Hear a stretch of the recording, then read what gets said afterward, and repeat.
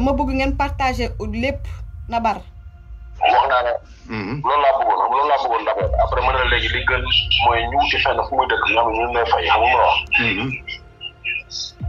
donc mais léegi yow nañ def interview bi et puis nga trouvé ko fenn fu muy dëkk man ñu fay ko. mu nekk fa après mu nekk fa ak yow wala mu nekk fa ku ko neex mais sincèrement moo xam ne le temps ñu organisé pour ñu génne ko fi. mais di ko garantir que dina nekk en sécurité en paix et tout. mais bu boobaa xoolal gis nga bu defee lu muy def. sa waay si boppam mooy njëkk a def vidéo mooy njëkk a def interview mu wax si boppam mu wax ne gars yi protégé leen ko xam nga ma wax. sa waay moo koy njëkk a wax après nag ñu doog a ko ne mettre en place suñu action bu ne pour génne ko fii. ok maanaam si je comprends bu décidé def interview bi kilifa gi mooy Sonko moom moo koy kii quoi mooy def déclaration. mooy gën kon mu ngi gën a découvrir mais mu waaj mu wax ni carrément moom baal na ko topp ko ci lenn. et puis ñu génne ko. noonu lay yombee quoi. et puis ñu génne ko. waaw mais génne bi est-ce que non loolu laa def pour génne bi après dina am sécurité que bu génnee du am benn problème est-ce que dina waaw pour refaire sa vie est-ce que dina am ay yenn moyens pour refaire sa vie. mais bien sûr parce que moom buy génn fii buy génn fii naa par mandat d'arrêt kenn benn police benn gendarmerie empêché ko mu génn xam nga wax. waaw moom mandat d'arrêt amul dara.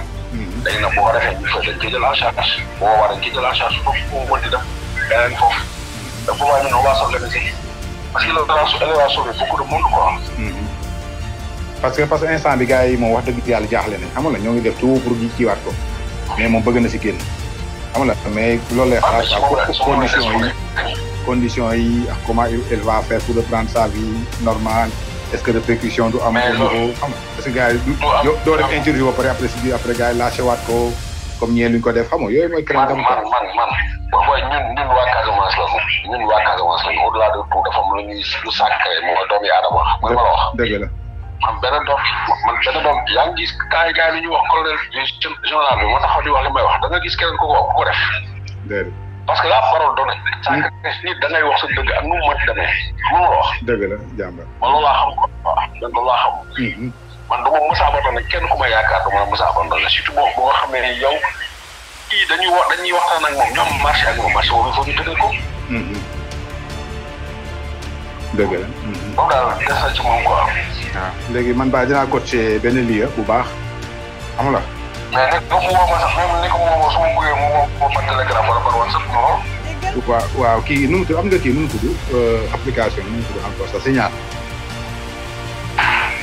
non télégraphe la moom aussi Signal mais mu naan téléchargé Signal. télégraphe ah. waaw léegi dinaa jéem a xool mu téléchargé loolu après mu déggante ak yow directement xam nga sànq mooy sànq bëggoon naa la ko quoi sànq nu mu demee la quoi.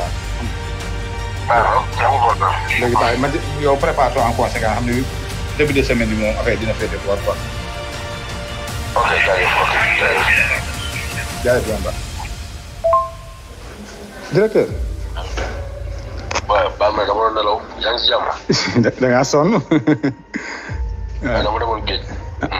géej ok entraînement.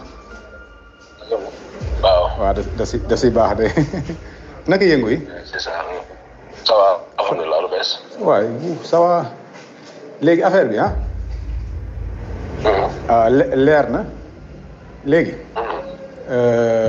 yow na la ñu procédé xam nga parce que man keroog wax naa ko nee naa ko dañuy yóbbu Mali comprendre nga.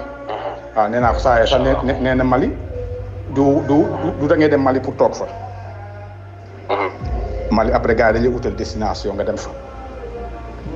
yoon la waaw. xam nga mu ne ma léegi si yan condition laay demee ak kan moo may yóbbu xam nga ne ma lii est-ce que affaire bi leer na ma ko non leer na parce que man saa waay ñoo ngi échangé te waa ji wax naa moom téléphone xam nga ni wante nañ te man xàmmee naa voix am xam nga moo ma ne waxtaan la Babacar xam nga loo leen décidé rek xam nga ma kon gars yi pare na comme ni nga ragalee gars yi ne représailles amul dara amul xam nga dañ lay yóbbu utal la papier réfugié nga nekk réfugié waaw